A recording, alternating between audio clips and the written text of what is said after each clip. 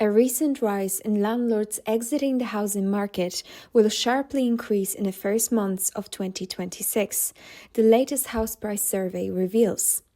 Gareth Morgan reports that the nationwide rent pressure zone has seen a 38% annual increase in landlord sales in many areas, the Irish Independent REA Average House Price Index shows. More than 60% of sales in Limerick City are down to landlords selling their properties.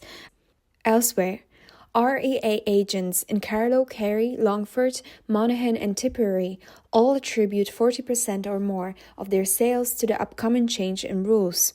Throughout the country, there are consistent reports of rented properties about to go on the market. The Irish Independent REA Average House Price Index concentrates on the sale price of Ireland's typical stock home, the 3-bed semi, giving an accurate picture of the second-hand property market in towns and cities countrywide.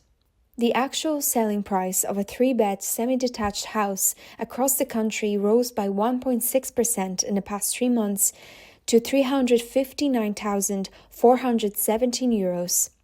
This represents an 8.7% overall rise annually, a gradual slowing from the 10.3% increase registered 6 months ago.